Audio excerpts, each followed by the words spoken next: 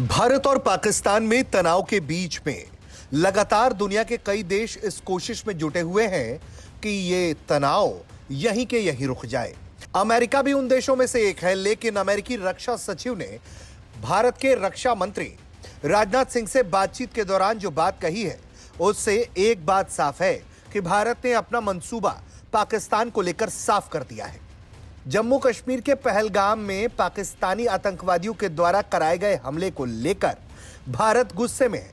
यह जानकारी उन्होंने अमेरिकी रक्षा सचिव को भी दी और इस कायराना हमले में निर्दोष नागरिकों की मौत पर अमेरिकी रक्षा सचिव ने अपनी संवेदनाएं व्यक्त की।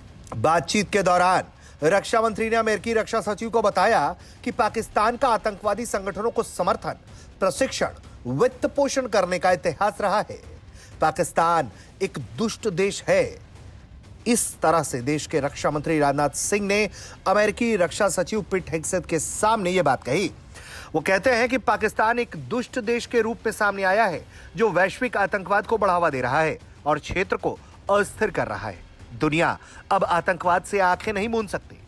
देश के रक्षा मंत्री ने उन्हें साफ तौर पर यह कहा है कि वैश्विक समुदाय के लिए आतंकवाद के खिलाफ ऐसे जघन्य कृत्यों की स्पष्ट रूप से निंदा करना और उन्हें उजागर करना बहुत ज्यादा जरूरी है।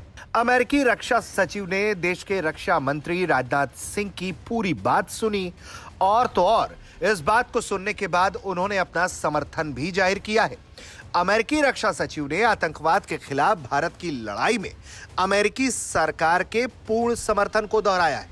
उन्होंने कहा है कि अमेरिका भारत के साथ एकजुटता में खड़ा है और भारत के आत्मरक्षा के अधिकार का पूरी तरह से समर्थन करता है।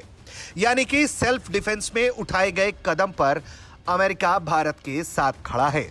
अब चूंकि पाकिस्तान ने आतंकवादी हमला पहलगाम में करवा के ऑफेंस तो कर दिया है, अब बारी है सेल्फ डिफेंस की और इसका जवाब भारत देने की तैयारी में है।